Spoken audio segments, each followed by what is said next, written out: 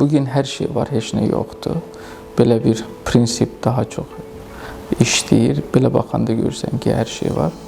Ancaq o bir tərəfdən baxanda görürsən ki, heç bir şey yoxdur. Bu insanın müəyyən qədər fitrətindən irəli gəlir. Çünki insan darıxan bir məxluqdur.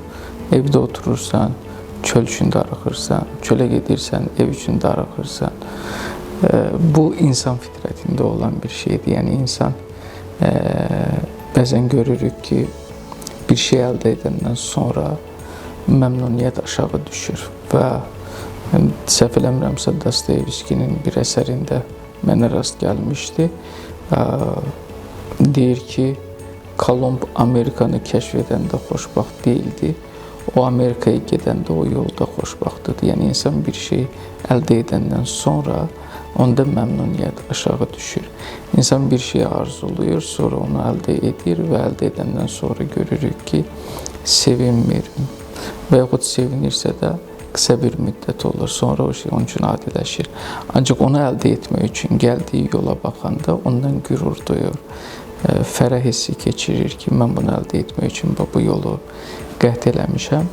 Yəni, bu biraz insanın fitrətindən irəli gəlir və nəzərə alaq ki, bugün hər şey əlçatandır. Və bugün biz istədiyimiz şeyi tapa bilərik, əldə edə bilərik. Ən azından insanın yaşaması üçün lazım olan şeyləri tapıb əldə edə bilərik. Və kapitalizmin bir prinsipindən biri də ondan ibarətdir ki, əgər sənin imkanında çatmasa, o vaxt banklar işə düşür, deyir, problem yoxdur, kreditlə verərəm, hissə ödənişi də edərsən, dolayısıyla sənin istəkləri yerinə yetirəcəyəm. Və bu da əlbəttə ki, bu yeni dövrün trendidir, bilmirəm, yeni dövrün çağırışıdır və zaman keçdikcə bu insanda doyumsuzluğa gətirib çıxara bilir. Yəni, ətrafımızda elə insanlar var ki, deyək ki, paltarı var, yenə də alır. Nə bilim, maşını var, daha bir maşın istəyir, evi var, daha bir ev istəyir.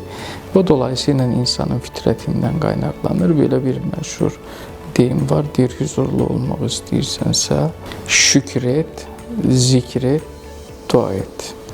Əgər bu sənin həyatında olacaqsa, sən daha tez doyum nöqtəsinə çatacaqsan.